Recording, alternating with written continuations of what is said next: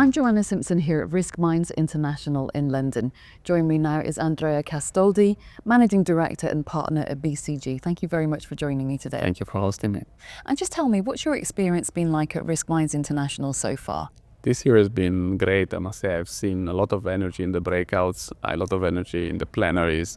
And one thing that really struck me is that how risk professionals now are connecting different type of risk. We're talking about geopolitical risk, macroeconomic dispersion, we're talking about fragmentation of regulators, and it all comes together. And I also saw a big shift in thinking not only about protecting as a risk professional, but really think about protecting, steering and growth, which is also really the way we think as BCG on this. You moderated the Cost of Inaction panel, which discussed whether the number of climate-related incidences that we've seen this year means the effects of climate change are only intensifying. What are some of the risks for institutions that don't act now and adequately transition? I actually see two types of risk. One risk is the risk of not being able to quantify properly the risk that the books of the banks are actually running.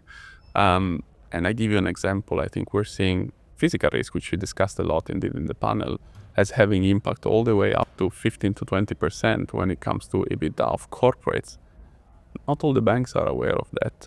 And that's, of course, a risk when you manage the book. At the same time, there is many of these, or nature as well, which given the multifaceted way, the way quantification needs to be done is very complex.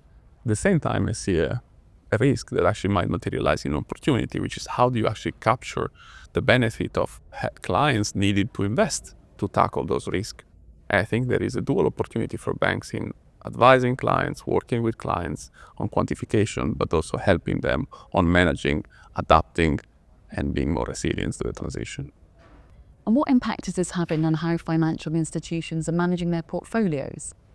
So financial institutions should really evolve, as they're doing already, on taking a bolder, I think, sectorial and geographical view on their portfolio, which has now been done at portfolio level, but needs to be done even more strictly at individual names and exposure level.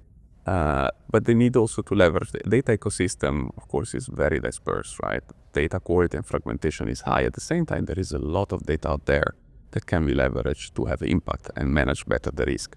So also leveraging ecosystem, not only typical data providers, and also fostering partnership with clients. The dialogue with clients helps banks really getting a better understanding of their risk. And how are you advising and supporting clients to manage this risk and build resilience?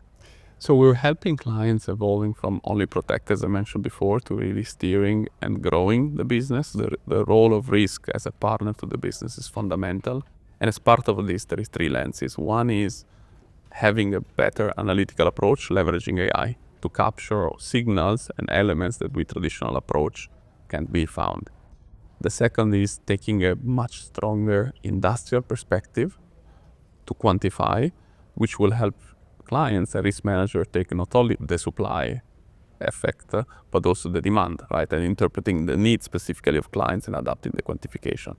And last but not least is really we're fostering and encouraging banks to partner also with other players in the financial ecosystem. Think about insurance and the role that they could have to the risk adaptation and resilience, but also the risk transition and fostering much bigger opportunity. That's how we really think about CRO evolving in their role. Andrea Castoldi, thank you very much for your time. Thank you very much for having me.